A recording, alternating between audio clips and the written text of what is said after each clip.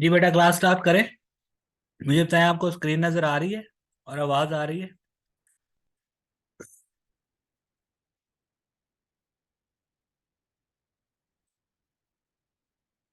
अभी भी मेरे ख्याल से सारे बच्चों ने ज्वाइन नहीं किया, हालांकि 20 मिनट ऊपर हो गया। चलें हम स्टार्ट करते हैं क्लास। जी बेटा, टैक्स बोर्न बाय एम्प्लॉयर, ये हमने टॉपिक पढ़ा था पिछली क्लास में। मुझे बताएं, किसी का कोई क्वेश्चन है इसमें? Any question?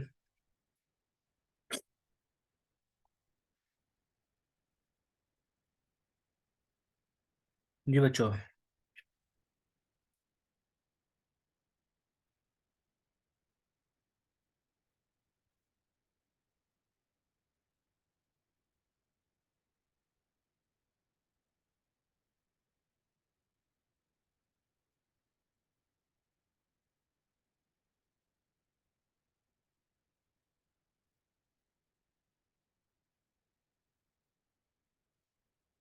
जी, कोई क्वेश्चन नहीं है किसी का?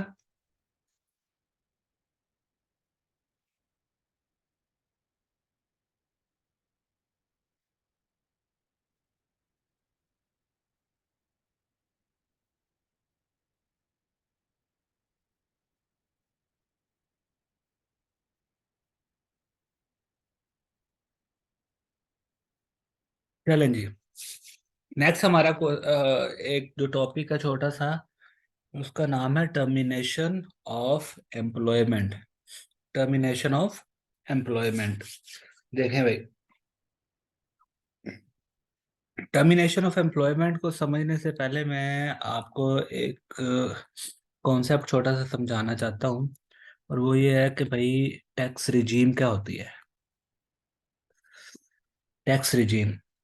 टैक्स रिजीम क्या होती है? टैक्स रिजीम मतलब कि जो आपकी इनकम है, जो आप कमाते हो, उसके ऊपर टैक्स किस तरह से लगना है। वो उसकी मुख्तलिफ रिजीम्स हैं, मुख्तलिफ तरीके हैं, जिनको income tax ordinance tax regime के नाम से जो है वो हमें बताता है। ठीक है। नॉर्मली एक होती है नॉर्मल टैक्स रिजीम। ठीक है। Normal tax regime. Normal tax regime में क्या होता है कि जो आपकी इनकम है, जो आपकी इनकम है उसके ऊपर आपके स्लैब रेट्स लग रहे होते हैं। कौन से स्लैब रेट्स लग रहे होते हैं जी? सैलरीड या नॉन सैलरीड, इंडिविजुअल वाले स्लैब रेट्स लग रहे होते हैं। इसको हम कहते हैं कि भाई, ये क्या है, आपकी नॉर्मल टैक्स रिजीम है। ठीक है। ठीक है। नॉर्मल टैक्स रिजीम में एक और भी चीज होती है कि sometimes expenses are allowed as deduction. For example, कैसे? इनकम फ्रॉम सैलरी में हमने पढ़ा था कि भाई, जो भी आप ग्रॉस इनकम कमा लेते हो, ग्रॉस सैलरी कमा लेते हो, उसमें से किसी किस्म का एक्सपेंस माइनस करने की इजाजत नहीं होती। ठीक है, ये हमने पढ़ा था। लेकिन नॉर्मल टैक्स रिजीम में कई दफा ऐसी इनकम भी आ जाती है जिसमें से एक्सपेंसेस को माइनस करने की इजाजत होती है। जैसे बिजनेस इनकम, जैसे आपका रेंट, इमूवेबल प्रॉपर्टी से जो रेंट आता है उसमें से एक्सपेंस माइनस करने की इजाजत होती है। तो नॉर्मल टैक्स रिजीम में एक तो आपकी इनकम के ऊपर सैलरीड या नॉन सैलरीड के जो नॉर्मल स्लैब रेट्स हैं वो लग रहे होते हैं। दूसरा, समटाइम्स आपको इनकम में से एक्सपेंस माइनस करने की इजाजत होती है। ये दो आप समझ लें कि बेसिक असूल हैं या प्रिंसिपल्स हैं नॉर्मल टैक्स रिजीम के। ठीक है। हम चूंकि सैलरी इनकम के ऊपर सैलरीड इंडिविजुअल के टैक्स रेट्स लगा रहे होते हैं, तो इसलिए हम कहते हैं कि इनकम फ्रॉम सैलरी आपकी नॉर्मल टैक्स रिजीम में आ जाती है। ठीक है। सही है भाई। हम क्या कहते हैं, इनकम फ्रॉम सैलरी आपकी नॉर्मल टैक्स रिजीम में आ जाती है। क्यों? क्योंकि हम इसके ऊपर नॉर्मल स्लैब रेट्स लगा रहे होते हैं जो कि सैलरीड इंडिविजुअल के या नॉन सैलरीड इंडिविजुअल के लग रहे होते हैं। अभी चूंकि हम सिर्फ इनकम फ्रॉम सैलरी ही पढ़ा है, तो हमने अभी तक सिर्फ सैलरीड इंडिविजुअल के टैक्स रेट्स लगाए हैं, वही सीखे हैं। ठीक है, तो इनकम फ्रॉम सैलरी आपकी एनटीआर में आ जाती है। ठीक है, अभी तक हमने ये पढ़ा।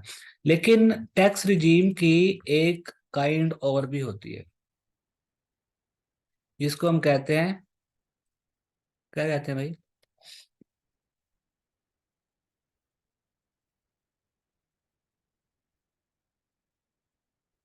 सेपरेट ब्लॉक,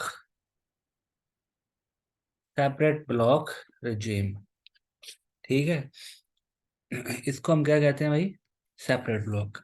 सेपरेट ब्लॉक में क्या होता है कि ये जो एनटीआर में हम इनकम के ऊपर सैलरीड या नॉन सैलरीड के स्लैब रेट्स लगा रहे होते हैं, इसकी इंडिकेशन ये है कि ये जो सेपरेट ब्लॉक इनकम होती है, इसके ऊपर स्पेशल टैक्स रेट्स लगते हैं। ये नॉर्मल वाले स्लैब रेट्स नहीं लगते, इसके अलग से टैक्स रेट्स आपको दिए गए होते हैं, या आपको कैलकुलेट करने का तरीका बता दिया जाता है कानून के अंदर। ठीक है, इसको हम क्या कहते हैं भाई? ये सेपरेट ब्लॉक है। ठीक है, अच्छा, सेपरेट ब्लॉक में से इसकी भी एक इंडिकेशन ये वाली सेम होती है कि भाई इसमें से भी समटाइम्स एक्सपेंस माइनस करने की परमिशन होती है। ठीक है, तो आप ये समझ लें कि नॉर्मल टैक्स रिजीम, जिसको आप एनटीआर भी कहेंगे फ्यूचर में, ठीक है, और सेपरेट ब्लॉक रिजीम, जिसको आप सेपरेट ब्लॉक कह देते हैं, या फिर आप सिंपल लफ्जों में एसबीआर भी कह लें, उसमें कोई मसला नहीं है। ठीक है, अच्छा, एक इसका इंडिकेशन ये है, एनटीआर की इंडिकेशन क्या है कि भाई नॉर्मल स्लैब रेट्स लगेंगे। दूसरा ये है कि सम टाइम्स इनकम में से एक्सपेंसेस माइनस करने की परमिशन होती है। ठीक है, सेपरेट ब्लॉक की क्या एक कंडीशन है कि भाई इसके ऊपर नॉर्मल स्लैब रेट्स नहीं लगते, इसके ऊपर स्पेशल टैक्स रेट्स लगते हैं। ठीक है, स्पेशल टैक्स रेट्स लगते हैं। और ये जो आपकी सेपरेट ब्लॉक है, इसमें से भी एक्सपेंसेस माइनस करने की इजाजत होती है समटाइम्स। ठीक है, तो इसका मतलब ये हुआ कि ये वाली कंडीशन और ये वाली कंडीशन सेपरेट ब्लॉक की और नॉर्मल टैक्स रिजीम की सेम है, इसमें कोई फर्क नहीं है। जबकि पहली कंडीशन दोनों की क्या है? चेंज है। क्यों जी, ये बात समझ आई है? ठीक है, ये आपकी कंडीशन चेंज है। अच्छा, अब ये सारा कुछ, ये नॉर्मल टैक्स रिजीम और सेपरेट ब्लॉक रिजीम पढ़ने का एक पर्पस है, वो भी मैं आपको समझाता हूँ। ये लें भाई, इसको सेपरेट ब्लॉक रिजीम कर। ठीक है, इसके अलावा दो टैक्स रिजीम्स और भी होती हैं, वो हम बाद में पढ़ेंगे। उसमें से एक को हम कहते हैं मिनिमम टैक्स रिजीम। क्या कहते हैं? Minimum tax regime. ठीक है, MTR। ठीक हो गया भाई। एक होती है हमारे पास final tax regime.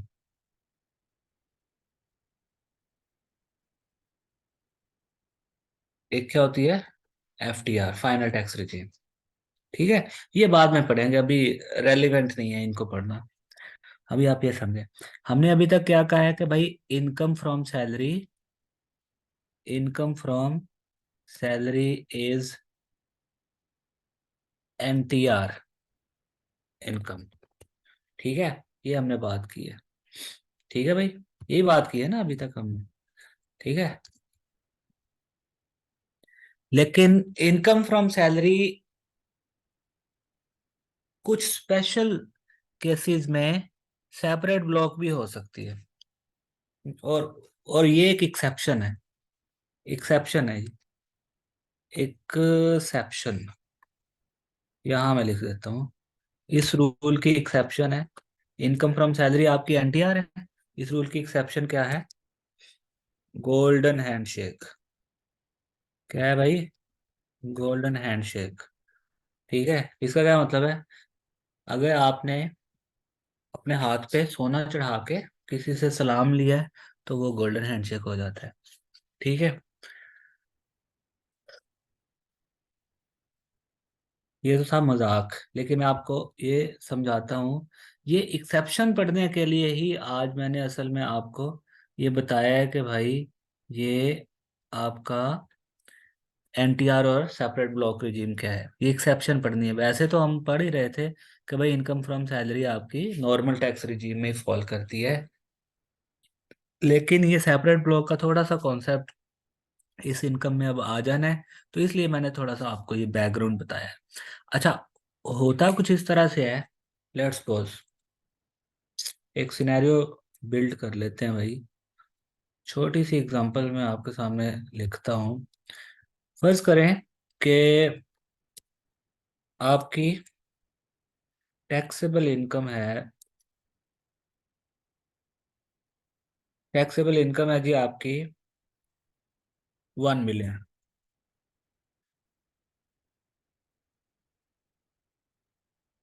1 million rupees salary income. ठीक है, 1 मिलियन रुपीज सैलरी इनकम है। कोई मुझे बताएगा इसके ऊपर टैक्स कितना बनता है?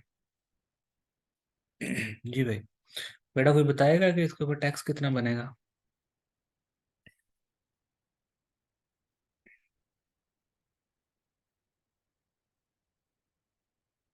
जी बेटा, कोई बच्चा बता सकता है कि इसमें टैक्स कितना बनेगा? हम्म,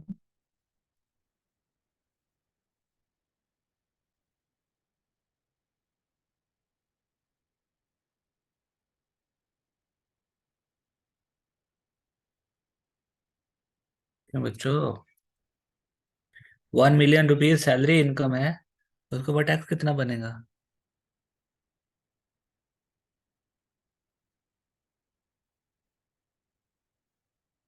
चले यहाँ से देख के बताएं, किस स्लैब में फॉल करेगी? सेकंड स्लैब में। सेकंड स्लैब में फॉल करेगी ना? क्यों जी?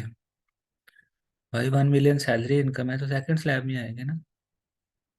1 मिलियन रुपीज आपकी इनकम है, उसके ऊपर टैक्स कितना बनेगा, मैं ये पूछ रहा हूँ।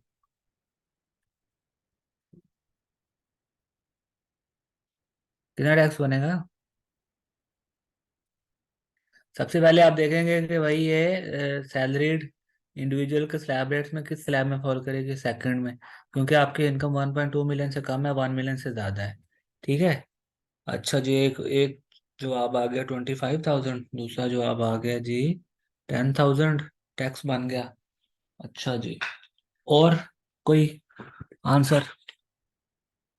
जल्दी से कैलकुलेट करें सारे बच्चे। 1 मिलियन के ऊपर ये वाला टैक्स रेट लगा दें, मैंने आपको बता दिया है। ये स्लैब नंबर 2। ठीक है, 2.5% ऑफ अमाउंट एक्सीडिंग 600,000। 6 लाख से ऊपर जितनी भी अमाउंट है उसका 2.5%, तो कितना बनेगा?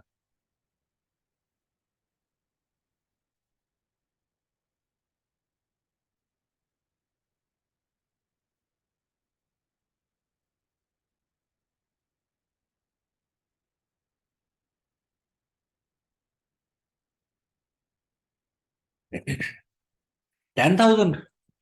चलो भाई,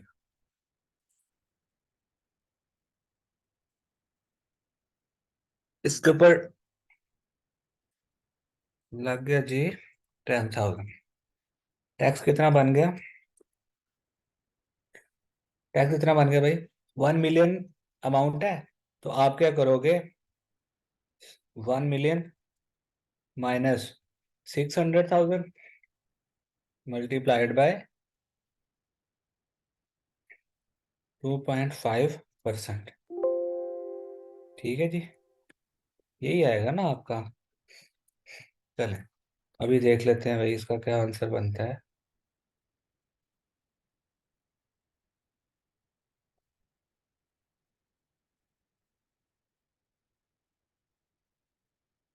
10,000।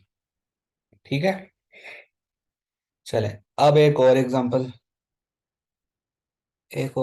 लिखते हैं। लेट्स सपोज जी आपकी ये टैक्सेबल सैलरी इनकम है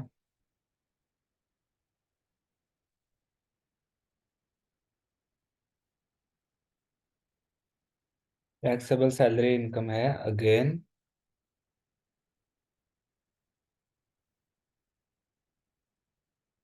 1 मिलियन। ठीक है, ये आपकी एग्जांपल नंबर 1 थी। ये आपकी एग्जांपल नंबर 2 है। ठीक है जी, टैक्सेबल सैलरी इनकम 1 मिलियन। अच्छा, अब फर्ज करें कि आपको जॉब से निकाल दिया गया। आपने अभी तक जो सैलरी कमाई है वो है 1 मिलियन, और आपको जॉब से फायर कर दिया, निकाल दिया गया। अब अगर आपको जॉब से निकाल दिया गया तो समटाइम्स क्या होता है, एम्प्लॉयर आपको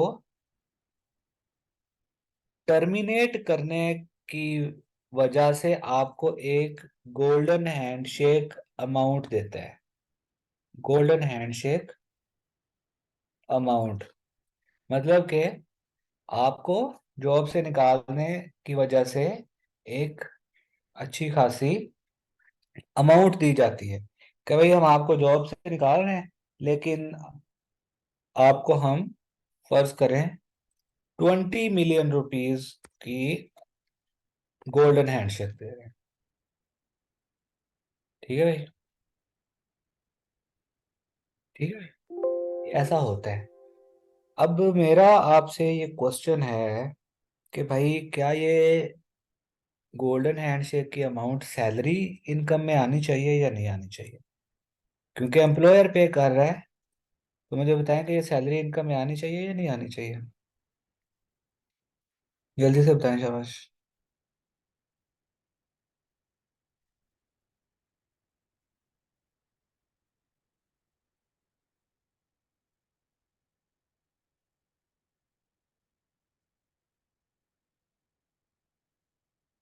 2 तरह के क्वेश्चंस हैं भाई सैलरी इनकम में। एक बंदा कह रहा है नहीं आनी चाहिए, एक कह रहा है आनी चाहिए।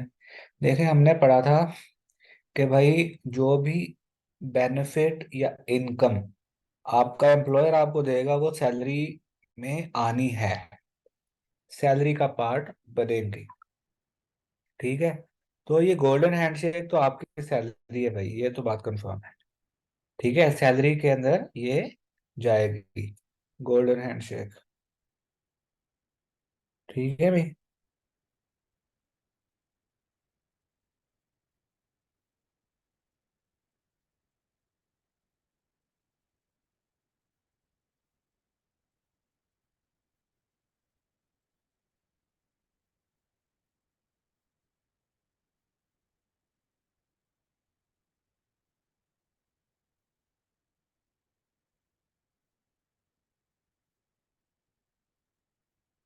ठीक है जी, ये आपकी सैलरी में आनी है। अच्छा, अब देखें जरा, आप मुझे एक बात बताएं कि अगर आपकी ये सैलरी इनकम बन गई है 21 मिलियन।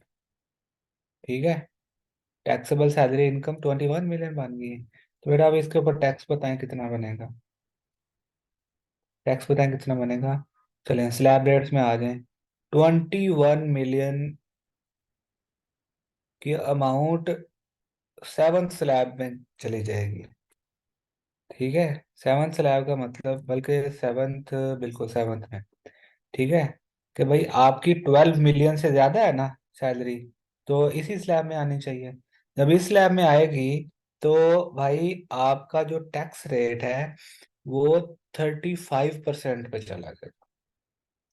ठीक है, 35% पे चला जाएगा। अच्छा, अब अगर 35% पे चला जाएगा तो इसका मतलब यह है कि 21 मिलियन के अमाउंट के ऊपर आपको 35% टैक्स देना पड़ेगा। इसका ये मतलब हुआ कि इस गोल्डन हैंडशेक की अमाउंट की वजह से, देखें मैं जरा, मेरी बात आपने गौर से सुननी है, कि इस गोल्डन हैंडशेक की वजह से आपकी जो इनकम है वो हायर स्लैब में चली गई है। ठीक है, अगर आपको फायर ना किया जाता तो आपको क्या कहा जाता कि भाई आप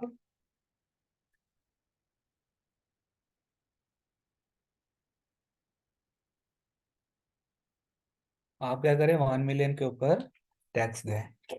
अभी 21 मिलियन के ऊपर आपका हायर स्लैब में चला गया। ठीक है, क्योंकि ये रेगुलर इनकम नहीं है आपकी, ये तो वन ऑफ आपको मिल गई ना। इसकी वजह से आपका हायर स्लैब में टैक्स बढ़ गया। तो इनकम टैक्स ऑर्डिनेंस ने क्या कहा, यहाँ आपको ऑप्शन दे दिए। ऑप्शन दे दिया, ऑप्शन ये दे दिया कि या तो ये वाली जो इनकम है ना आपकी, ये 1 मिलियन, ये तो आपकी भाई एनटीआर ही है, नॉर्मल टैक्स रिजीम, जिसके ऊपर नॉर्मल स्लैब रेट्स लगेंगे। ठीक है। ये जो आपकी गोल्डन हैंडशेक है ना, यहाँ आपको ऑप्शन दे दिया उन्होंने। ऑप्शन क्या दे दिया कि भाई या तो आप इसको एनटीआर ट्रीट कर लें, और आप इसको क्या कर लें, एनटीआर नॉर्मल टैक्स रिजीम, या फिर आप इसको क्या ट्रीट कर लें, सेपरेट ब्लॉक रिजीम। ठीक है। अब अगर तो आप इसको एनटीआर ट्रीट कर लेंगे, अगर तो आप इसको एनटीआर ट्रीट करेंगे, तो आप क्या करेंगे, 21 मिलियन की अमाउंट के ऊपर आप 7 स्लैब के हिसाब से टैक्स रेट कैलकुलेट कर लेंगे। 35%, सारी अमाउंट के ऊपर 35% रेट लगा देंगे, एज पर 7 स्लैब। अगर आप गोल्डन हैंडशेक को क्या करेंगे, एनटीआर ट्रीट करेंगे। ठीक है। गोल्डन हैंडशेक को क्या करेंगे, अगर नॉर्मल टैक्स रिजीम ट्रीट करेंगे, तो फिर आप इस इनकम के दो पार्ट बना लेंगे। एक होगा आपका 1 million,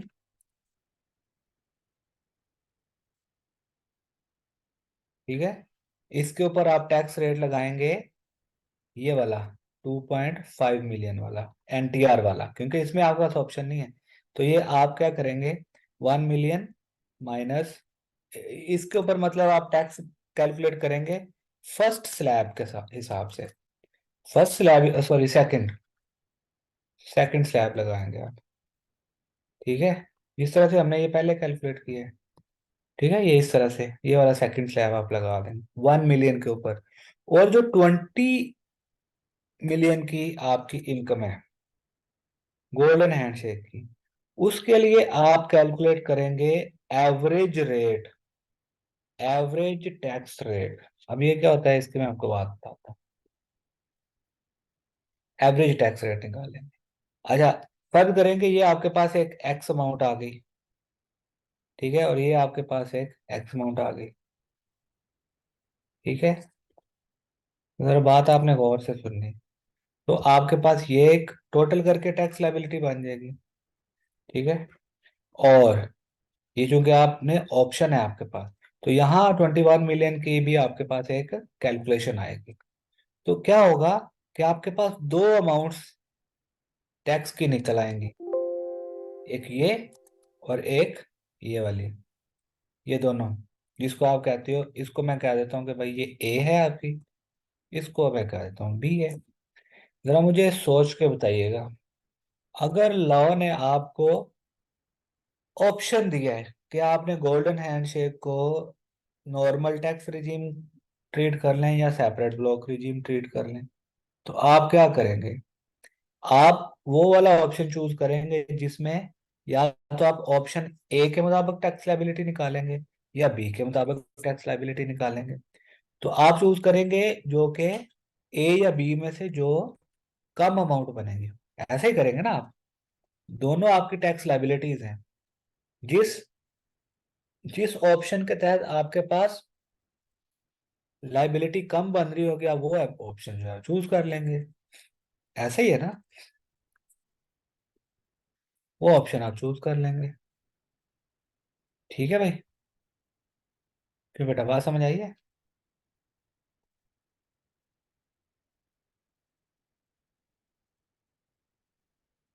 select lower of A and B, A और बी में से जो लोअर अमाउंट है ना, वो आप सिलेक्ट कर लें। क्यों जी, बेटा बात समझ आई है। ए और बी में से लोअर अमाउंट आप चूज कर लेंगे।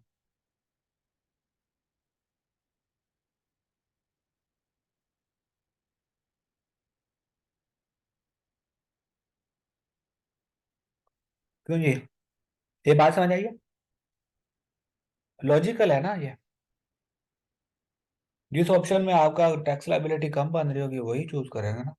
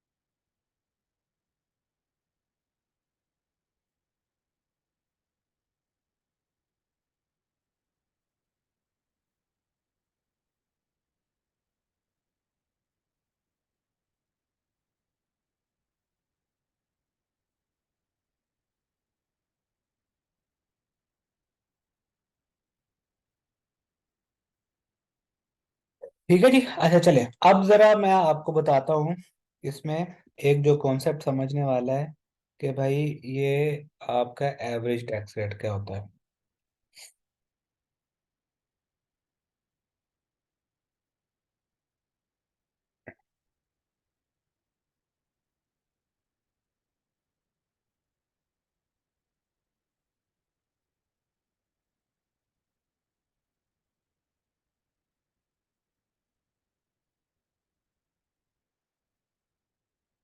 ठीक है भाई, अच्छा देखें भाई, देखें। अब मैं जरा इस चीज को करने लगा हूँ आपके लिए, हाइट।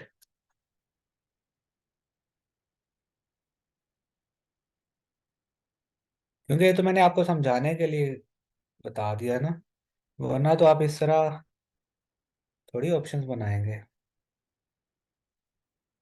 ठीक है बेटा।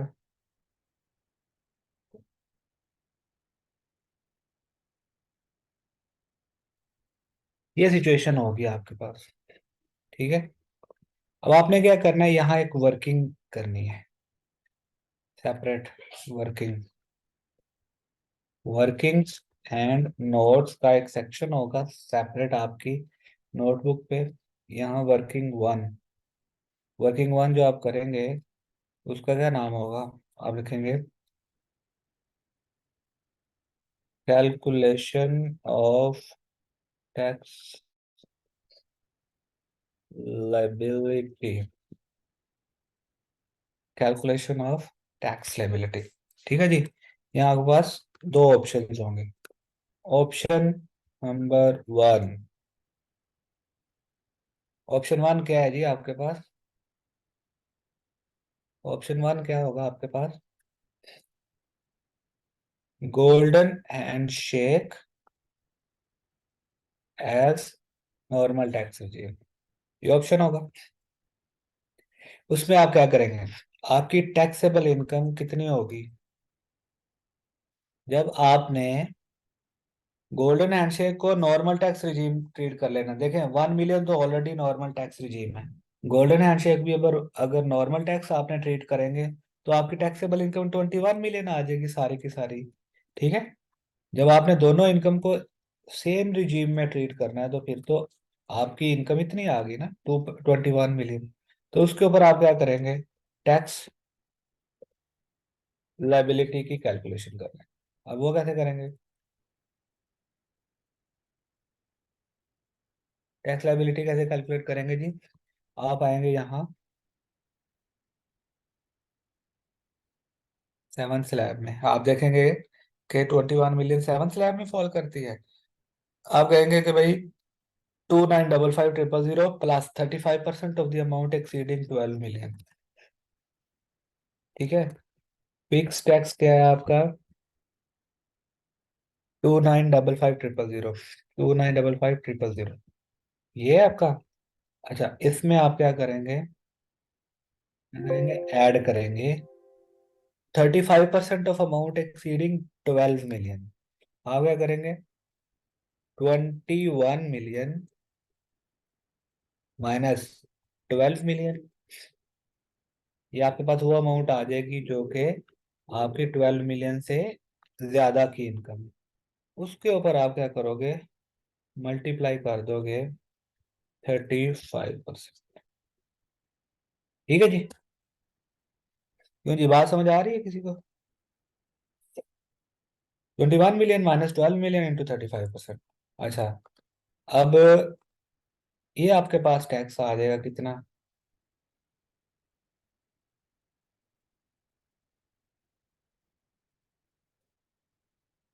3150,000। तो आपकी 21 मिलियन की इनकम के ऊपर, 21 मिलियन की इनकम के ऊपर आपका जो टैक्स लाइबिलिटी बनेगी, इन दोनों अमाउंट्स को ऐड करके बनेगी। ठीक है, यानी कि ये आपकी टैक्स लाइबिलिटी बन गई 6105,000। ठीक है जी। ये आपके पास वो ए कैलकुलेट हुआ है अभी। कौन सा ए, याद है किसी को? यहाँ हमने एक ए कैलकुलेट किया था। क्यों जी, किसी को याद है? ये देखिए, किया था ना ये वाला, बेटा किया था ना। तो हमने अभी ये ए कैलकुलेट किया है जब आप नॉर्मल टैक्स रिजीम को एनटीआर ट्रीट कर लेते हो। ठीक है जी। चलें, इसको हम फिर हाइड करें।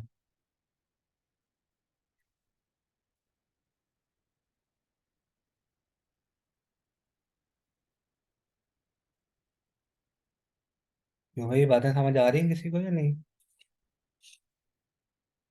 सोना नहीं है भाई। कौन कौन बैठा हुआ है?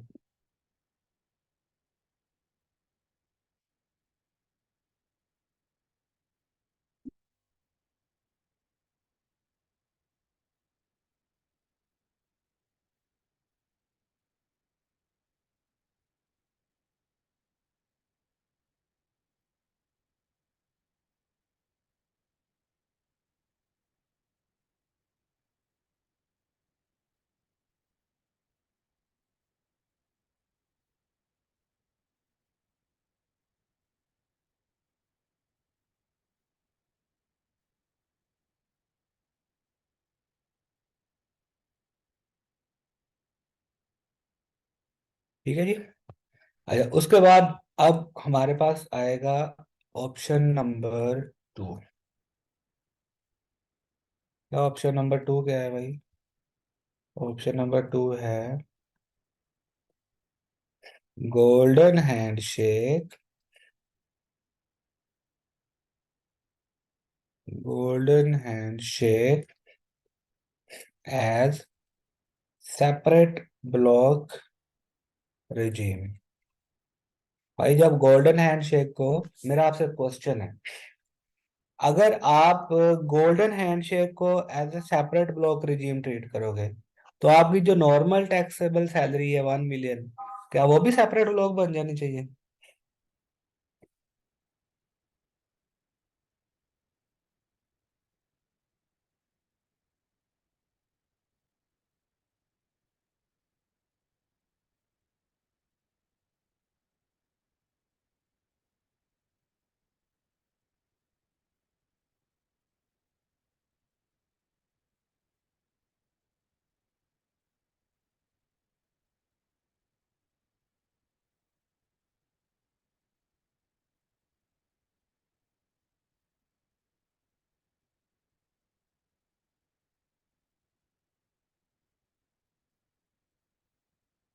जी, वो एनटीआर में रहेगी, बिल्कुल सही है जी, बिल्कुल सही है। चलें जी। गोल्डन हैंडशेक आपकी सेपरेट ब्लॉक है, लेकिन आपकी नॉर्मल इनकम तो एनटीआर रहेगी। चलें, हम कहेंगे भाई आपकी एनटीआर इनकम कितनी है? एनटीआर इनकम कितनी है? ये 1 मिलियन। समझ आई? सेपरेट ब्लॉक रिजीव इनकम कितनी है? क्यों जी, ये वाली, ये 2 मिलियन। ठीक है, इस तरह से आपके पास टोटल इनकम 21 मिलियन। अब आपने कैलकुलेट करनी है टैक्स लाइबिलिटी। जैसे ये कैलकुलेट की है ना, tax liability. Tax liability, income दो तरह की है, आपने ध्यान में रखना है। टैक्स लाइबिलिटी, टैक्स लाइबिलिटी भाई, ऑन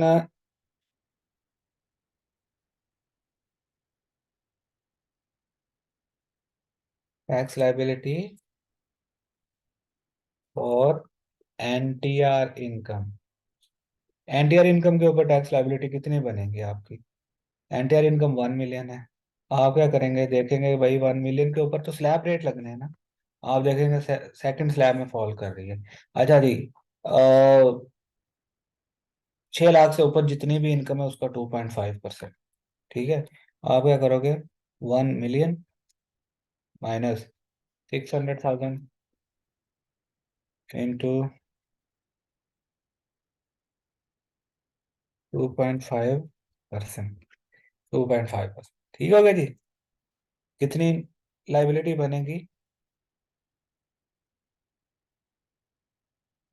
1,000, 10,000 सॉरी, एनटीआर इनकम की लाइबिलिटी आई है।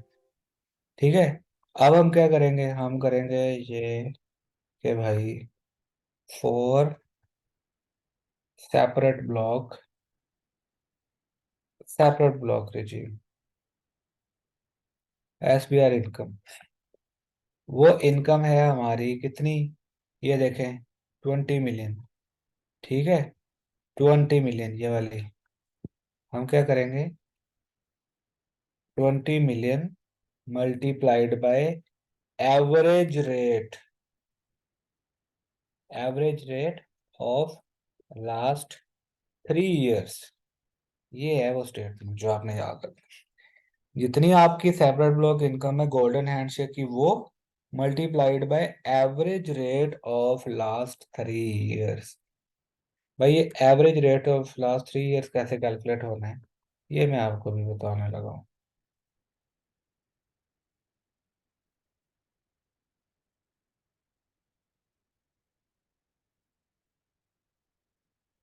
ये मैं अभी आपको बताने लगा हूँ, average rate of last 3 years कैसे कैलकुलेट होना है।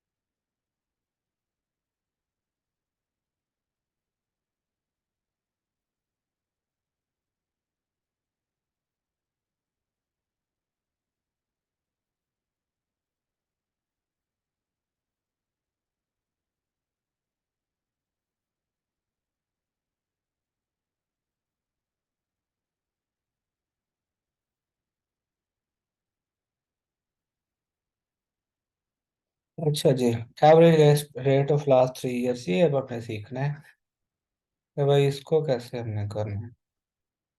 ठीक है, इसके लिए मैं आपको सेपरेट ये जरा थोड़ा सा मैं बताता हूँ यहाँ। Average rate of last 3 years, इसका क्या मतलब है?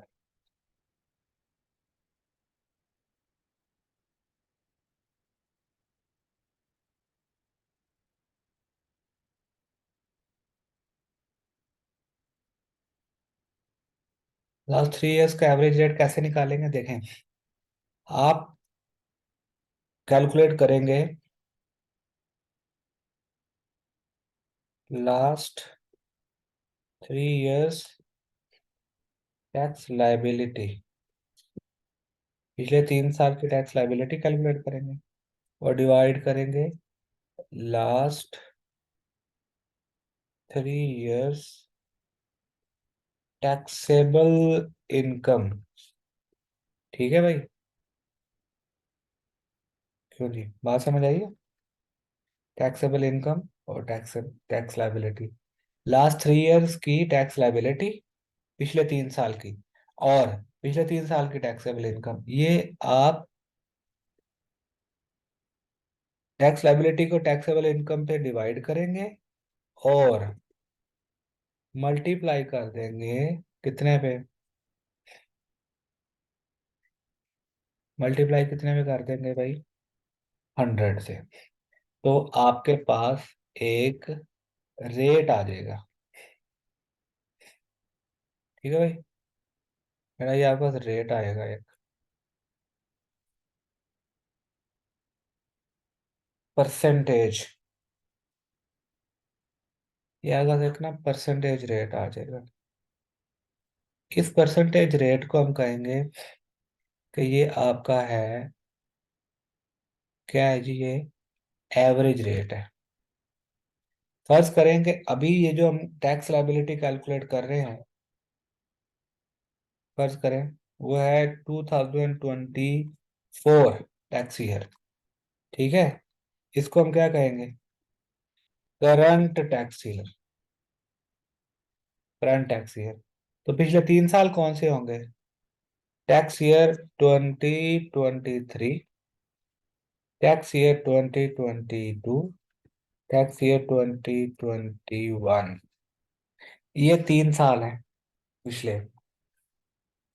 ठीक है, करंट टैक्स ईयर की तो हम कैलकुलेशन कर रहे हैं ना, तो इसकी तो बात नहीं हम करेंगे। हम जो पिछले 3 साल की टैक्स लाइबिलिटी कैलकुलेट करेंगे वो क्या होगी, टैक्स लाइबिलिटी 2023 की कैलकुलेट करेंगे। ठीक है, फर्ज करेंगे वो है जी आपकी 50,000 रुपीज। ठीक है, 2022 की लेट्स सपोज वो है 100,000।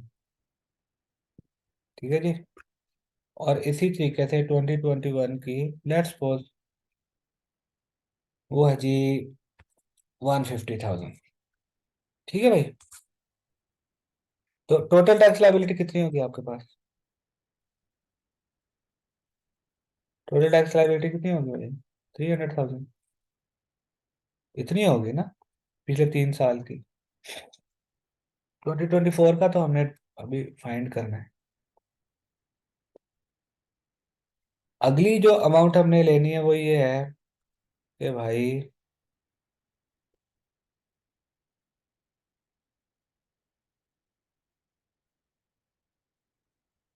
Last 3 years taxable income, last 3 years taxable income, पिछले 3 साल की टैक्सेबल इनकम क्या है, फर्ज करें 2023 की टैक्सेबल इनकम है आपके पास, लेट्स सपोज 600,000। ठीक है, अच्छा जी, 2022 की इनकम है आपके पास, वैसे 600 नहीं होने चाहिए, ये होने चाहिए लेट्स सपोज 1.5 मिलियन। ठीक है, और 2022 की है जी आपके पास लेट्स सपोज 3 मिलियन। ठीक है, और 2021 की थी 4 मिलियन। तो आपके पास पिछले 3 साल की टैक्सेबल इनकम भी आ गई। 2023 की टैक्सेबल इनकम इतनी थी, उसके ऊपर टैक्स इतना था। 2022 की टैक्सेबल इनकम इतनी थी, उसके ऊपर टैक्स इतना था। 2021 की टैक्सेबल इनकम इतनी थी, उसके ऊपर टैक्स इतना था। तो आपके पास ये देखें, लास्ट 3 इयर्स टैक्स लाइबिलिटी भी आ गई, 300,000 टोटल। ठीक है, और आपके पास पिछले 3 साल की टैक्सेबल इनकम भी आ गई। तो आप क्या करेंगे, इस फॉर्मूले में पुट कर देंगे। ठीक है भाई, इस फॉर्मूले में पुट कर देंगे कितनी, पिछले 3 साल की टैक्स लाइबिलिटी कितनी है, 3 लाख, और पिछले 3 साल की टैक्सेबल इनकम कितनी है, 8.5 मिलियन। 100 से मल्टीप्लाई करें तो आपके पास यहाँ एक परसेंटेज में आंसर आ जाएगा। वो आंसर मुझे बता दें, शाबाश, जल्दी से। जल्दी से भाई।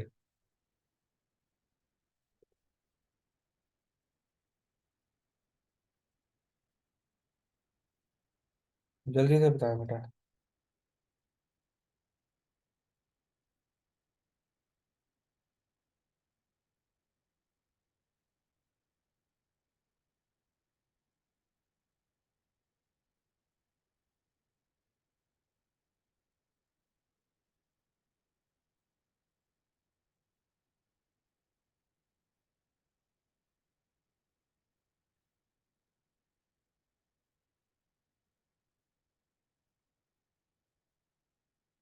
3.529%। 3.529%। क्योंकि हर किसी का यही आ रहा है। क्यों बेटा, हर किसी का यही आ रहा है, 3.53%। चले, 3.53%, ये लें भी। ये आपके पास एक एवरेज रेट आ गया, 3.53%। कैलकुलेट कर लिया। अब इस फॉर्मूले में आपने एवरेज रेट लगाना है। कैसे लगाएंगे? 2 मिलियन मल्टीप्लाइड बाय 3.53%। 3.53%। तो आप ये देखें भाई कि अगर आपको याद हो कि हमने ये ए ऑप्शन टू की हम कैलकुलेशन कर रहे हैं ना, याद है किसी को? क्यों भाई? बेटा याद है किसी को? ऑप्शन टू की कैलकुलेशन कर रहे हैं ना, जिसमें हमने गोल्डन हैंडशेक को क्या ट्रीट किया हुआ है? Separate block. ऐसे किया हुआ है ना हमने। गोल्डन हैंडशेक को हमने क्या ट्रीट किया हुआ है? Separate block. चलो मैं ये सारा कुछ उठा के इधर ले आता हूँ आपके पास। चलें जी। हमने ऑप्शन ए में एंड गोल्डन हैंडशेक को एनटीआर ट्रीट किया था, टैक्स लायबिलिटी आ गई इतनी। ऑप्शन टू में गोल्डन हैंडशेक को हमने क्या किया ट्रीट? Separate block. तो हमने 2 मिलियन के ऊपर कैलकुलेट करनी है टैक्स लायबिलिटी। ये बन गई 706,000। आप ये देखें कि भाई जो आपकी नॉर्मल इनकम है उसके ऊपर 10,000 टैक्स है, और जो आपकी गोल्डन हैंडशेक है जो कि सेपरेट ब्लॉक है उसके ऊपर टैक्स बना है 706,000। तो दोनों टैक्सेस को मिला के आपके पास टैक्स कितना बन गया? 716,000। 716,000। ठीक है। तो अब ये आपके पास बी कैलकुलेट हो गया। क्यों बच्चों? ये आपका बी कैलकुलेट हो गया। तो आपने दो ऑप्शंस की टैक्स लायबिलिटी निकाल लिया है। आप मुझे बताएं कि आप कौन सा वाला ऑप्शन चूज करेंगे भाई?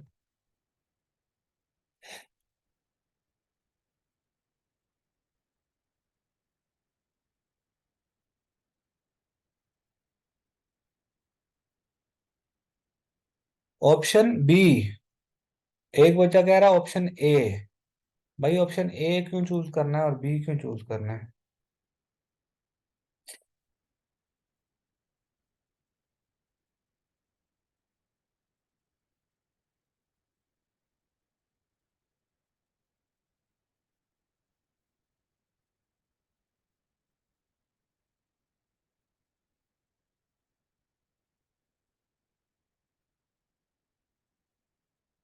ऑप्शन ए क्यों चूज करना है और बी क्यों चूज करना है भाई? हमने कहा था इन दोनों में से जो लोअर होगा, कम टैक्स लायबिलिटी बनेगी ना, वो हमने ऑप्शन चूज कर लेना है। तो भाई लोअर तो हमारे पास ये अमाउंट बन रही है ना, ये ऑप्शन बी। तो हम ऑप्शन बी चूज करेंगे। ऑप्शन बी का मतलब ये है कि हम गोल्डन हैंडशेक को सेपरेट ब्लॉक ट्रीट करेंगे। ठीक है। चलें, यहाँ आप अब एक अपना डिसीजन बताएंगे। Since tax liability under option two is lower, we shall choose option B. ठीक है जी, ये कंक्लूजन लिख दिया आपने। और जब आपने ऑप्शन बी चूज करना है तो फिर टैक्स लाइबिलिटी तो असल में आपकी ये हुई ना, 716000। तो आप क्या करेंगे, ये देखें, ये टैक्स लाइबिलिटी, आपकी टैक्सेबल इनकम तो ये है ना, ये टैक्स लाइबिलिटी है। यहाँ आप रेफरेंस देंगे वर्किंग वन का, क्यों जी, दे दिया रेफरेंस। तो आप कहेंगे कि भाई हमारी टैक्स लाइबिलिटी वर्किंग वन से ये वाली आई है। कहें जी, ये इस तरीके से आप इसको सॉल्व करें, सोल्यूशन। ठीक है भाई, इसको आप कहते हैं कि गोल्डन हैंडशेक जब आ जाए तो उस वक्त आपके पास जो ऑप्शन है कि उसको एनटीआर ट्रीट करना है या एफटीआर ट्रीट करना है, वैसे ट्रीट करना है। अब देखें, अब आ जाए वापस आप अपने टॉपिक पे, गोल्डन हैंडशेक, टर्मिनेशन बेनिफिट, क्या है जी, टर्मिनेशन बेनिफिट।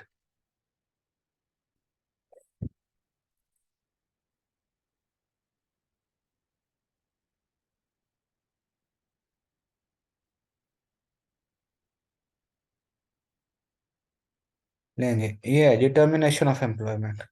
उसने सिंपल ये कहा है कि अगर आपको गोल्डन हैंडशेक मिलेगा टर्मिनेशन ऑफ एम्प्लॉयमेंट पे, तो आपके पास ऑप्शन है कि या तो आप उसको टर्मिनेशन ऑफ बेनिफिट जो आपको मिलेगा उसको पिछले 3 साल के एवरेज रेट पे कैलकुलेट कर लें। ठीक है भाई, इसको समझने के लिए उसने एक छोटी सी एग्जांपल भी हमें दी है। ये आप कर लेंगे, इससे बेहतर एग्जांपल हम कर चुके हैं, लेकिन आप भी इसको अपने तौर पे कर लेंगे, कोई बात नहीं समझ आएगी वो पूछ लेंगे। ठीक है भाई।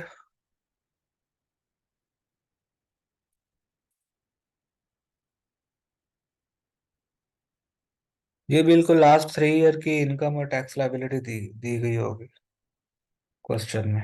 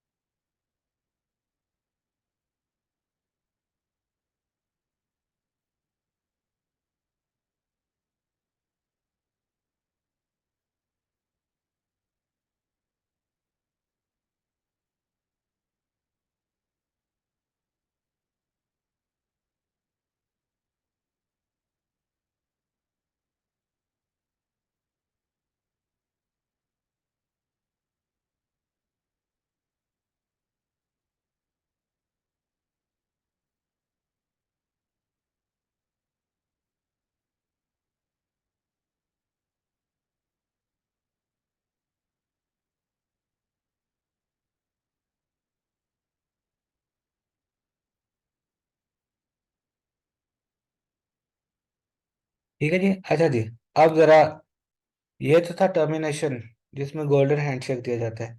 इससे ना मिलता जुलता एक कॉन्सेप्ट है।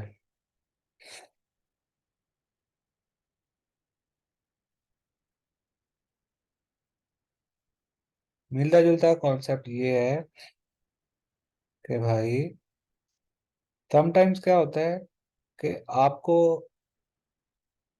पिछले सालों की पिछले सालों की सैलरी करंट टैक्स ईयर में मिल जाती है। इसको हम कहते हैं कि भाई सैलरी रिसीव्ड इन एरियर्स। इसको हम क्या कहते हैं, सैलरी रिसीव्ड इन एरियर्स।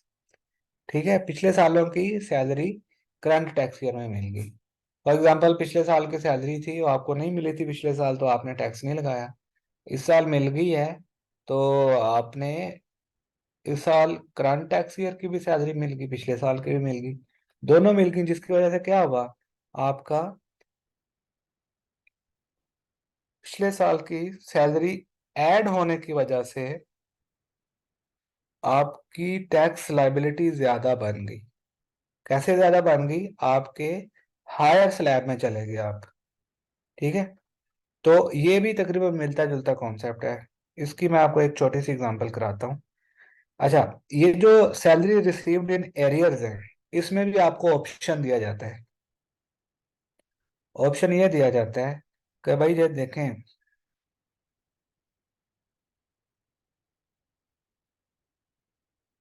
कि भाई देखें, आप करंट टैक्स ईयर की सैलरी जो आपको मिलेगी वो तो आपने करंट टैक्स ईयर के मुताबिक स्लैब रेट्स लगा के टैक्स लायबिलिटी निकालनी है। लेकिन जो पिछले सालों की सैलरी मिली है आपको, उसके लिए आपके पास ऑप्शन होते हैं कि आप चाहें तो उसको करंट ईयर की इनकम में ऐड करके टैक्स लायबिलिटी कैलकुलेट कर लें, या फिर आप पिछले साल की सैलरी को पिछले साल की इनकम के साथ जाके टैक्सेबल करें और करंट ईयर को करंट ईयर के साथ करें। ये आपके पास ऑप्शन होता है। इसकी मैं आपको छोटी सी एग्जांपल करा देता हूँ, अभी आपको समझ आ जाएगा कॉन्सेप्ट। ठीक है भाई, चलें। ये तो था ना जी टर्मिनेशन ऑफ एम्प्लॉयमेंट। चले, टर्मिनेशन ऑफ एम्प्लॉयमेंट, या इसको आप कह लेंगे भाई, आपके पास ये गोल्डन हैंड शेक का कॉन्सेप्ट है। थोड़ा सा मैं इसको बड़ा कर देता हूँ ताकि आपको इसकी समझ आ जाए। नेक्स्ट टॉपिक इज, क्यों भैया आवाज किसी को भी नहीं आ रही?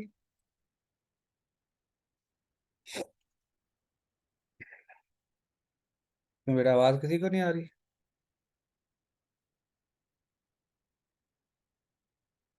आ रही है भाई, आप अपना वो माइक वगैरह सेट करें कुछ बेटा। Salary received in arrears, salary received in arrears, salary received in arrears, फर्ज करें करंट टैक्स ईयर है जी, फर्ज करें करंट टैक्स ईयर है आपका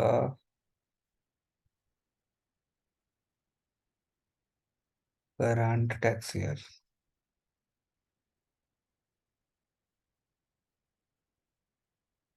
करंट टैक्स ईयर जो कि 2024 है, इसकी इनकम है आपकी 1 मिलियन।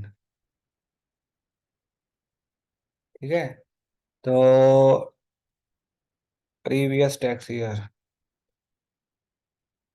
कौन सा है जी, previous tax year 2023।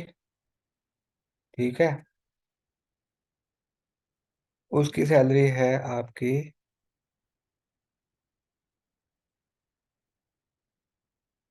Let's suppose 1 point,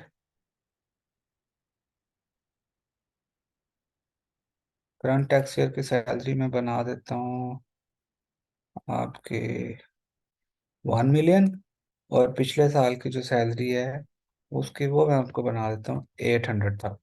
चलो इतनी बना लेते हैं। ठीक है जी। ठीक है जी। अच्छा, अब देखें हुआ क्या है जी। रिसीव्ड सैलरी रिसीव्ड इन 2024, फर्ज करें कि आपको 2024 में जो सैलरी रिसीव हुई है वो है ये पिछले साल की भी और करंट ईयर की, यानी कि 1.8 मिलियन, 1.8 मिलियन। इसका मतलब ये हुआ कि सैलरी रिसीव्ड इन 2023, कितनी सैलरी आपको रिसीव हुई थी? जीरो। इसका यही मतलब हुआ ना कि अगर दोनों सालों की अभी सैलरी मिली है तो पिछले साल आपको कुछ नहीं मिला। इसका यही मतलब हुआ ना। अच्छा, अगर ये मतलब हुआ तो फिर इधर देखें सॉल्यूशन, हमने इसका सॉल्यूशन कैसे करना है।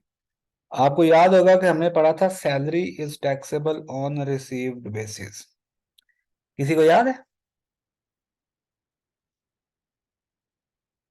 Salary is taxable on receipt basis, किसी को याद है? हमने कहा था कि टैक्स ईयर में, किसी टैक्स ईयर में जितनी सैलरी रिसीव होगी एक्चुअल में, उसे हम टैक्सेबल करेंगे। ठीक है, पढ़ा था ना हमने। अच्छा, लेकिन ये जो पिछले सालों की सैलरी रिसीव हो जाती है, जिसकी वजह से आपका टैक्स रेट हायर वाला लगने का चांस होता है, तो ये सिचुएशन है सैलरी रिसीव्ड इन एरियर की। यहाँ आपके पास ये जो है ना, salary is taxable on receipt basis, इस कॉन्सेप्ट की एक एक्सेप्शन यहाँ क्रिएट हो जाती है कि भाई जो पिछले सालों की आपको ज्यादा वाली सैलरी मिली है, जिसकी वजह से आपका टैक्स रेट बढ़ गया है, स्लैब रेट बढ़ने के चांसेस हैं, तो उस वक्त आपके पास ऑप्शन है। ठीक है, क्या ऑप्शन है भाई?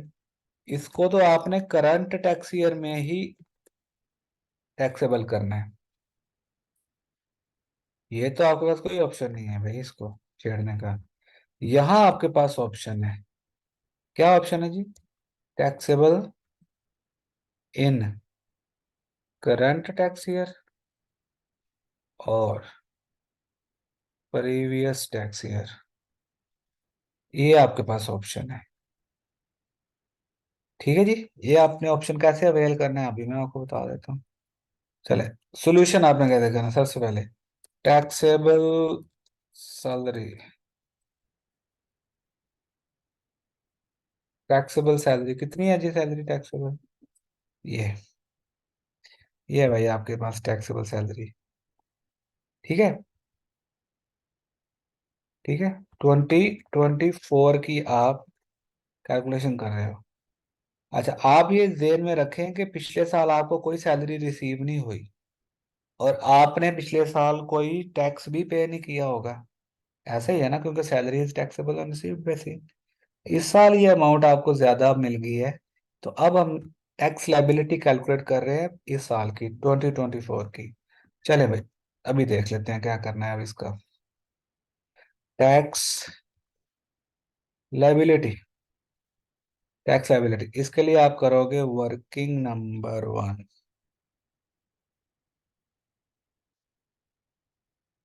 Working number one, working number one क्या करेंगे आप? ये देखें, इधर ही मैं कर देता हूँ नीचे ही। Workings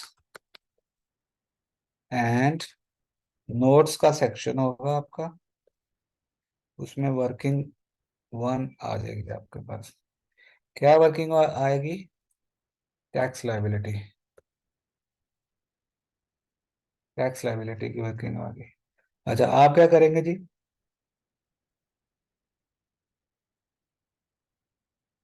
option one.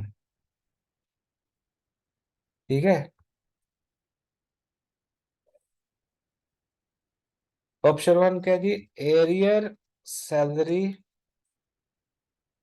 Is taxable in 2024 या current tax year, current tax year, ये है जी आपकी एरियर सैलरी टैक्सेबल इन 2024। ठीक है, ये आपके पास ऑप्शन वन है। इसमें आपकी टैक्स लायबिलिटी कैसे निकलेगी? जब आपने पिछले साल की सैलरी भी इसी साल टैक्सेबल करनी है, तो आपके पास टोटल टैक्सेबल इनकम कितनी होगी? होगी 1.8 मिलियन, ये वाली। ठीक है, तो इसके ऊपर टैक्स कैसे कैलकुलेट करेंगे आप? सिंपल, आप जाएंगे स्लैब रेट्स में, आप देखेंगे कि भाई मेरा ये जो 1.8 मिलियन है, कौन से स्लैब में फॉल कर रहा है? जल्दी से अपनी बुक्स में ओपन करें और बताएं कौन से स्लैब में फॉल कर रहा है, जल्दी से। जल्दी बताएं भाई, जल्दी जल्दी, टाइम बहुत कम है।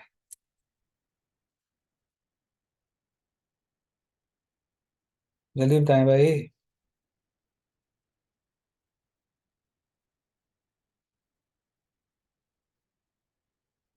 1.8 मिलियन कौन से स्लैब में भाई? थर्ड स्लैब में। कौन है भाई थर्ड स्लैब वाला?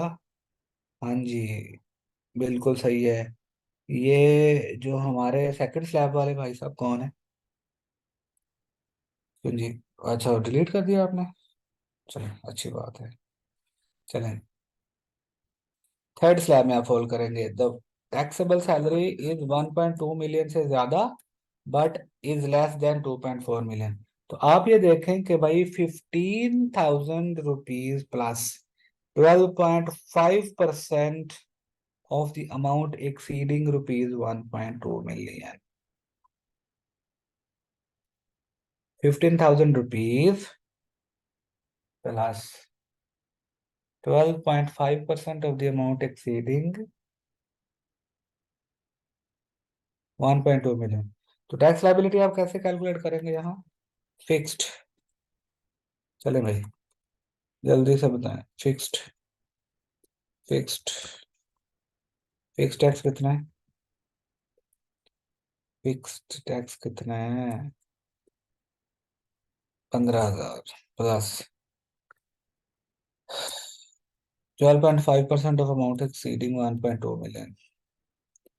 1.2 मिलियन 18 लाख है, minus 12 lakh into 12.5%।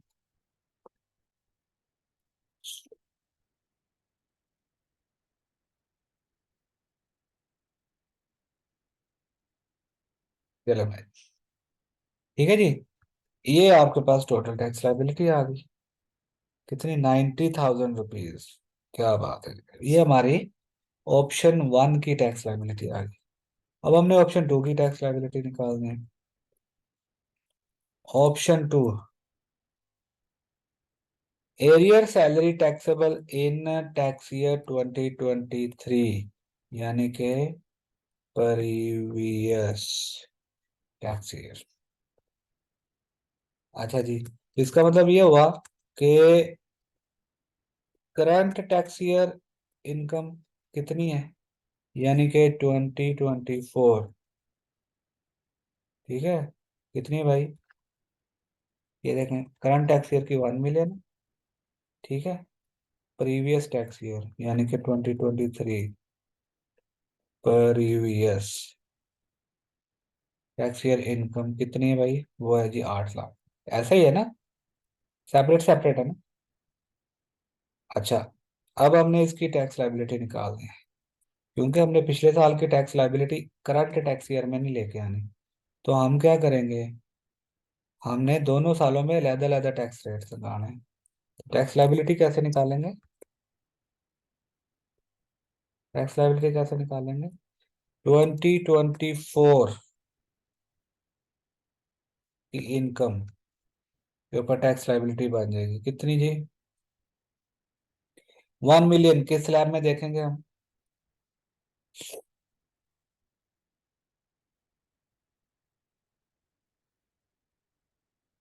1 million.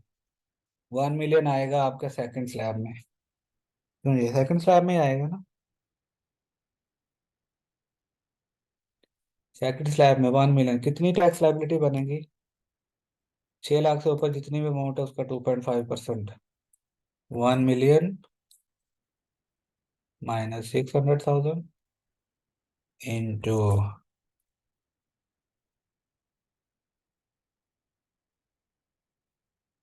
Into 2.5%। बताएं भाई कितनी अमाउंट बनती है?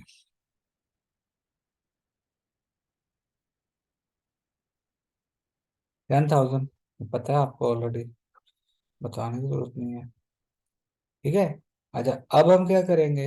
हम करेंगे अब ये कि 2023 की टैक्स लाइबिलिटी अलग से निकालेंगे। 2023 की टैक्स लाइबिलिटी अलग से निकालेंगे। 2023 की आपकी 8 लाख रुपए इनकम है। तो स्लैब रेट अगेन दूसरे वाला, सेकंड वाला। ठीक है, उसमें टैक्स लाइबिलिटी कितनी बनेगी आपकी? उसमें कितनी बनेगी? 6 लाख से ऊपर जितनी अमाउंट है उसका 2.5%। तो हम क्या करेंगे, आपकी चूंकि इनकम 8 लाख है, तो हम क्या करेंगे यहाँ, 800,000 -600,000 इंटू 2.5%। भाई आपके पास कितनी इनकम आ जाएगी, लाइबिलिटी आ जाएगी? 5,000। 5,000 बननी चाहिए। बिल्कुल 5,000 बननी चाहिए। तो इस सूरत में आपकी टैक्स लाइबिलिटी कितनी बनेगी टोटल, दोनों सालों की? 15,000। ठीक है, ये अब आपके पास आ गया option B.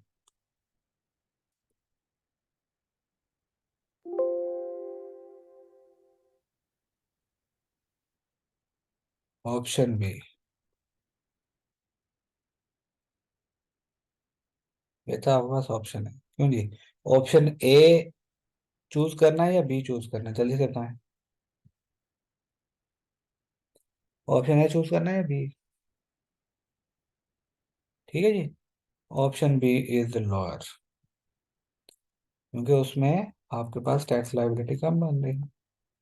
Option B is feasible या एक्सेप्टेबल। ठीक है, तो आप इस तरीके से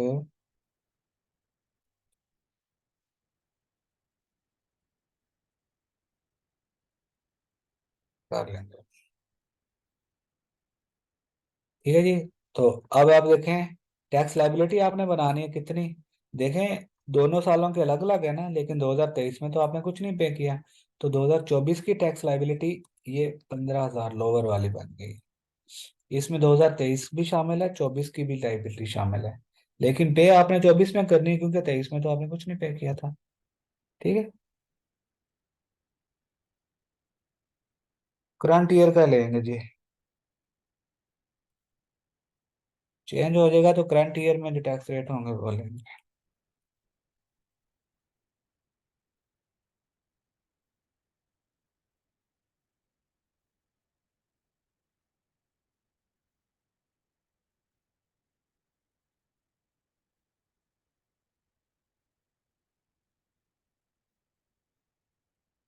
ठीक है जी, बात समझ आइए। तो ये दो मिलते जुलते कॉन्सेप्ट है जो हमने पढ़ लिए हैं। थोड़े से लेंथी इसलिए हो गए हैं कि ये ना कंपैरेटिवली थोड़े से टेक्निकल ये कॉन्सेप्ट्स होते हैं, जो कि समझने में थोड़ा मुश्किल होती है बच्चों को। तो बहरहाल अभी हमने डिस्कस कर लिया। सैलरी रिसीव्ड इन एरियर्स हो गया हमारा। ठीक है जी।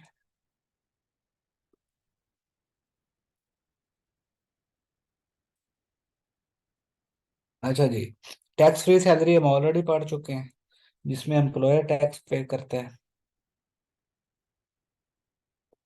ठीक है, ये हम ऑलरेडी पढ़ चुके हैं कि अमाउंट या सैलरी कब हम ट्रीट करेंगे कि आपने रिसीव कर ली है। ठीक है, याद होगा आपको। कन्वेंस का कैलकुलेशन कैसे करनी है वो हमने पढ़ ली। एकोमोडेशन की कैसे करनी है ऑलरेडी पढ़ चुके हैं, कुछ पढ़ चुके हैं ना। यूटिलिटीज, डोमेस्टिक सर्वेंट्स पढ़ चुके हैं। Interest free concessional loan already पढ़ चुके हैं, इसमें एक छोटा सा पॉइंट हमने छोड़ा हुआ है। ऑब्लिगेशन वेवर सेटलमेंट ये हम पढ़ चुके हैं। Self hiring of property, income from property का चैप्टर पढ़ेंगे फिर समझेंगे। ट्रांसफर ऑफ प्रॉपर्टी और provision of services to employees.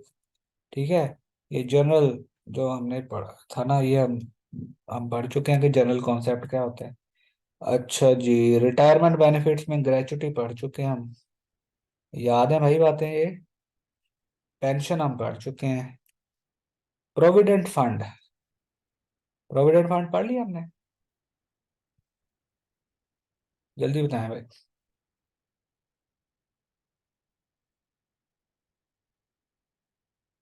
क्यों जी, प्रोविडेंट फंड पढ़ लिए? नहीं पढ़ा, बिल्कुल नहीं पढ़ा। ठीक है जी, मैं समझ रहा हूँ। चले प्रोविडेंट फंड पढ़ते हैं जरा। आपकी स्क्रीन पे प्रोविडेंट फंड नजर आ रहा होगा आपको। प्रोविडेंट फंड, इसमें आपने एक चीज जरा समझनी है भाई, गौर से।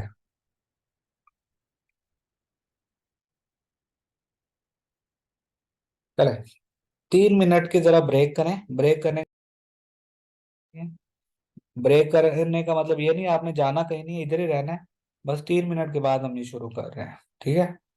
मैं बोल बोल के थक गया हूँ।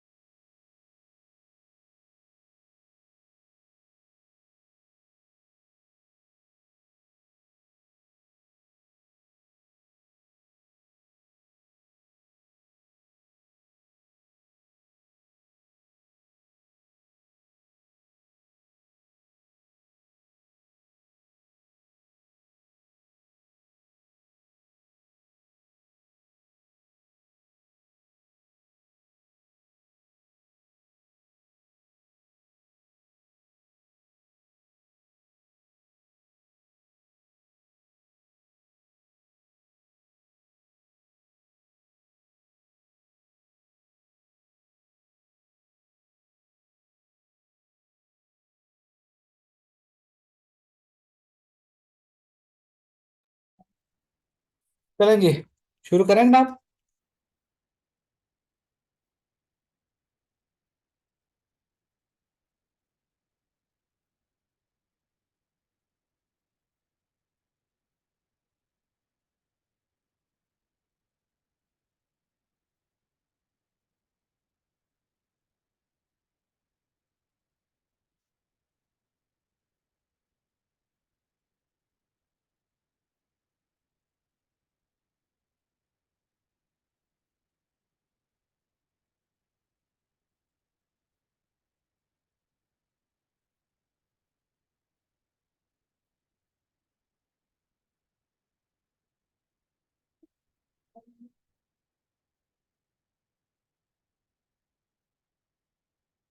चलें भाई, प्रोविडेंट फंड। अच्छा जी, प्रोविडेंट फंड में ना एक कॉन्सेप्ट आप जरा समझ लें, क्या होता है। प्रोविडेंट फंड में एक फंड बनाया जाता है, ठीक है, इस तरह से, जिसको कहते हैं हम प्रोविडेंट फंड। क्या कहते हैं? Provident fund.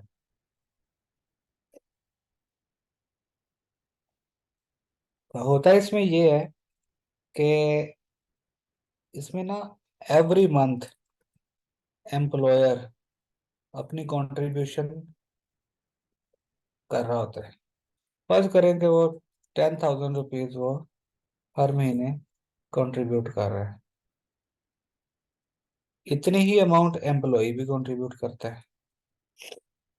दोनों इक्वल अमाउंट कंट्रीब्यूट करते हैं, ठीक है।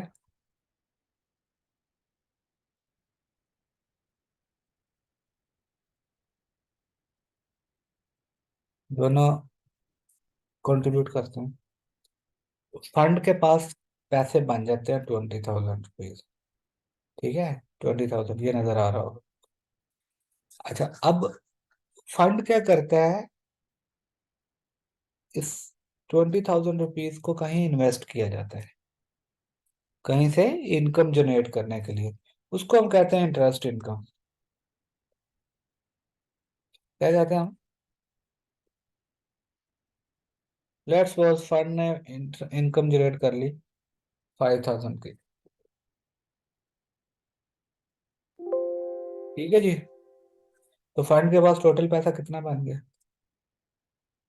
25,000। इसको हम कहते हैं क्यूमुलेटिव अमाउंट, ठीक है जी। एम्प्लॉयर कंट्रीब्यूशन, एम्प्लॉय कंट्रीब्यूशन, उसने जो पैसा कमाया, इंटरेस्ट इनकम। उसके बाद एंड पे जो एम्प्लॉय को पैसे मिलते हैं वो सारे के सारे वापस जो मिलते हैं उसको हम कहते हैं क्यूमुलेटिव अमाउंट, ठीक है। ये हो सकता है कि कई सालों से ये पैसा एम्प्लॉयर भी कंट्रीब्यूट करी जा रहा है, एम्प्लॉय भी कंट्रीब्यूट कर रहा है, और एंड पे इंटरेस्ट भी वो इतने सालों का बन गया हुआ है। तो मिल मिला के एंड पे जो मिलता है एम्प्लॉय को, वो क्यूमुलेटिव अमाउंट ऐसे मिल जाती है।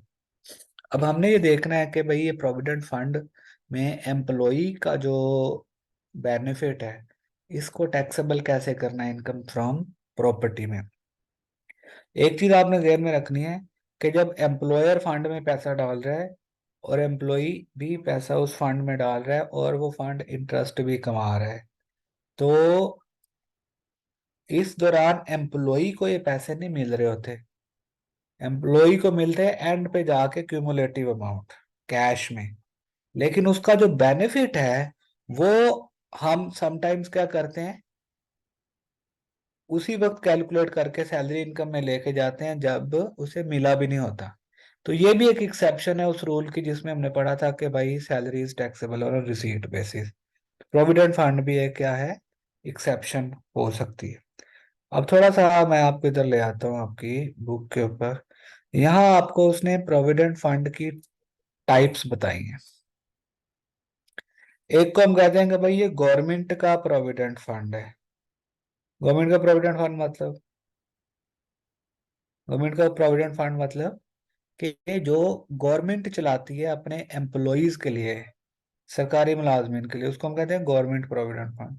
दूसरा होता है रिकग्नाइज्ड प्रोविडेंट फंड और अनरिकग्नाइज्ड प्रोविडेंट फंड। ये जो दो फंड्स होते हैं ना, चलो मैं इधर आ जाता हूँ, ये तो आपको बता दिया मैंने, ये गवर्नमेंट का प्रोविडेंट फंड है। ठीक है। ये जो दो फंड्स हैं, ये प्राइवेट फंड्स होते हैं। क्या होते हैं जी? प्राइवेट फंड्स होते हैं। प्राइवेट फंड का मतलब प्राइवेट कंपनीज चलाती हैं अपने एम्प्लॉयज के लिए। ठीक है। तो रिकग्नाइज्ड और अनरिकग्नाइज्ड, अगर कोई प्राइवेट कंपनी या प्राइवेट एम्प्लॉयर अपने प्रोविडेंट फंड को कमिश्नर से अप्रूव करा ले या गवर्नमेंट से अप्रूव करा ले, तो उसको हम कहते हैं कि भाई ये रिकग्नाइज्ड प्रोविडेंट फंड है, या ये वाला रिकग्नाइज्ड प्रोविडेंट फंड। अगर गवर्नमेंट से अप्रूव ना कराया जाए, तो उसको हम कहते हैं कि भाई ये अनरिकग्नाइज्ड प्रोविडेंट फंड है। जी, गेटिंग माय पॉइंट?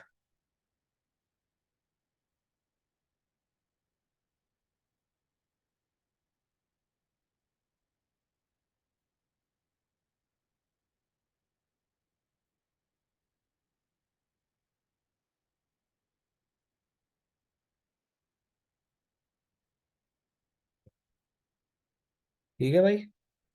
अच्छा, अब होता क्या है?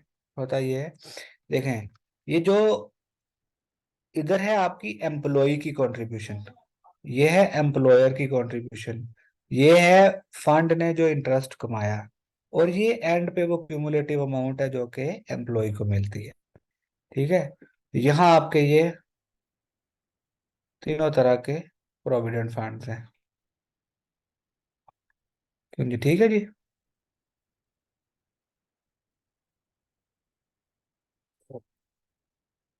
क्यों भाई? ठीक है। अच्छा, अब होता क्या है?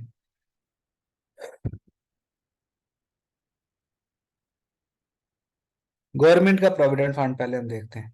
देखें भाई, जो एक चीज आपने ध्यान में रखनी है कि ये जो क्यूमुलेटिव अमाउंट एम्प्लॉय को मिलती है ना, आपको पता होना चाहिए कि इसमें ये जो एम्प्लॉय की अपनी कंट्रीब्यूशन थी, जो उसने खुद कंट्रीब्यूट किया हुआ फंड में, वही उसको वापस मिल रही है, तो वो उसका बेनिफिट नहीं है। एक चीज आपने ध्यान में रखनी है, एम्प्लॉय की अपनी कंट्रीब्यूशन जो उसको वापस मिल रही है वो उसका बेनिफिट नहीं है, तो जब बेनिफिट नहीं है तो वो सैलरी इनकम में ऐड भी नहीं किया जाएगा। लॉजिकल है ना बात? अच्छा, अब गवर्नमेंट प्रोविडेंट फंड की बात कर लें।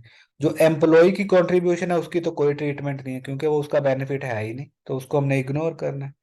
जो एम्प्लॉयर की कंट्रीब्यूशन है ना गवर्नमेंट फंड में, गवर्नमेंट के फंड में एम्प्लॉयर कौन होगा? गवर्नमेंट खुद होगी। तो उसकी जितनी भी कंट्रीब्यूशन होगी फंड में वो एग्जेम्प्ट है, यानी कि उसके ऊपर एम्प्लॉय से टैक्स नहीं लिया जाएगा। इसी तरीके से फंड ने जो इंटरेस्ट कमाना है वो भी एग्जेम्प्ट है, उसके ऊपर भी कोई टैक्स नहीं लिया जाएगा। इसी तरीके से जो क्यूमुलेटिव अमाउंट जो एम्प्लॉय को मिलनी है एंड पे, उसके ऊपर भी कोई इंटरेस्ट नहीं लिया जाएगा, वो भी कोई भी टैक्स लिया नहीं लिया जाएगा, वो भी एग्जाम्प्ट है। तो गवर्नमेंट के जो एम्प्लॉयज है उनके लिए प्रोविडेंट फंड का कोई भी बेनिफिट टैक्सेबल नहीं है। मैं ये बताना चाह रहा हूँ आपको। क्यों जी? बात समझ आई?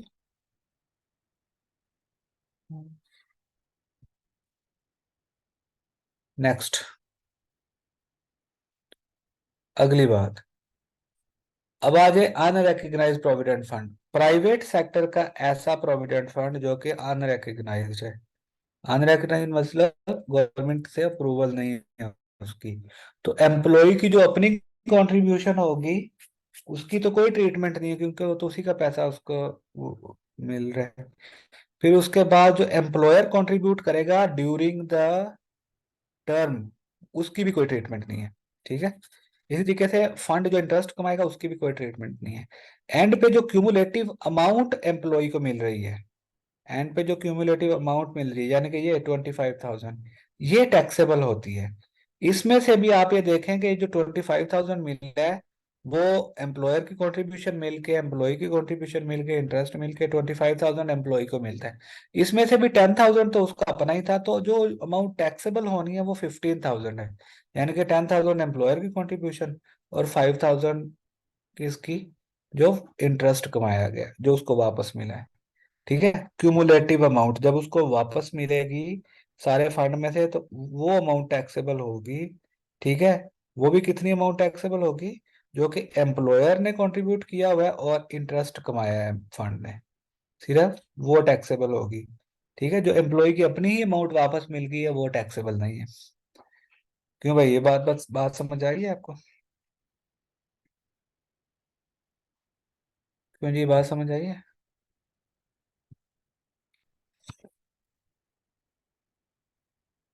ठीक है, अनरिकॉग्नाइज्ड प्रोविडेंट फंड में जो क्यूमुलेटिव अमाउंट एंड एम्प्लॉय को मिलेगी सिर्फ वो टैक्सेबल होगी, उसमें भी जो एम्प्लॉयर की कंट्रीब्यूशन और एम्प्लॉय की अपनी कंट्रीब्यूशन है वो उसको मिलेगी, और कुछ नहीं मिलेगा।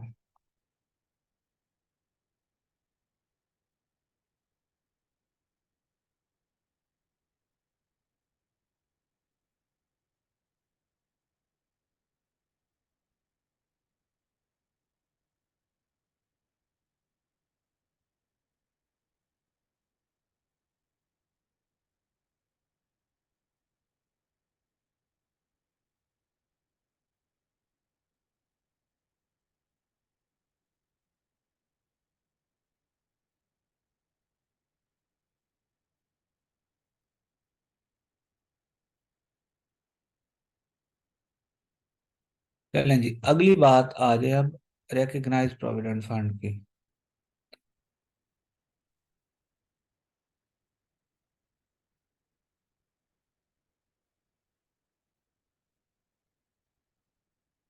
बेटा ऐसे नहीं होता, सैलरी से डिडक्ट। पहले मैं आपको ये भी बात समझा देता हूँ, शायद आप इस पॉइंट को समझ नहीं सके हैं। ये जो एम्प्लॉय कंट्रीब्यूशन दे रहा होता है ना, ये एम्प्लॉय जो कंट्रीब्यूशन दे रहा होता है, ऐसा नहीं होता कि भाई जब उसको मिलती है सैलरी तो उसमें से एम्प्लॉय की अपनी कंट्रीब्यूशन फंड वाली वो निकाल के फिर टैक्स लगाया जाता है। ऐसे नहीं होता। वो सारी अमाउंट के ऊपर टैक्स लगाया जाता है, फिर वो उसमें से अपनी जो उसको बचती है एंड पे टैक्स लगने के बाद, उसमें से ये 10,000 रुपीज उसका कंट्रीब्यूट किया जाता है फंड के अंदर। समझ आई?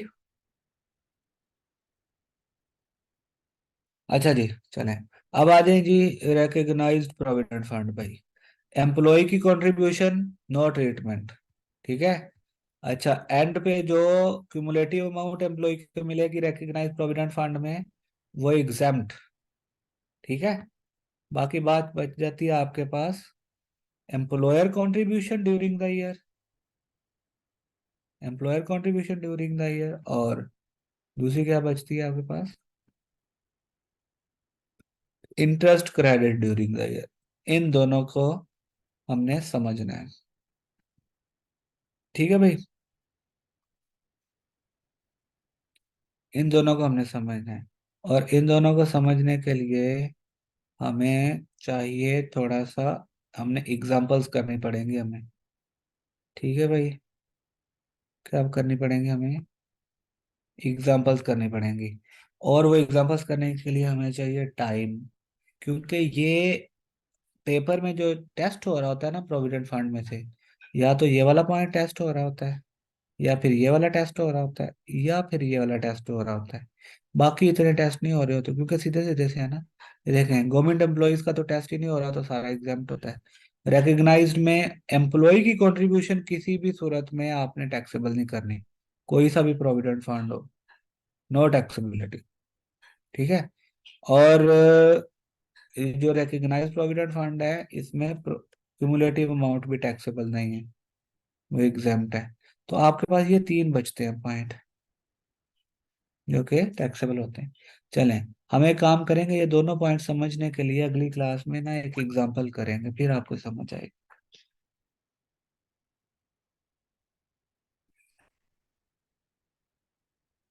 ठीक है भाई।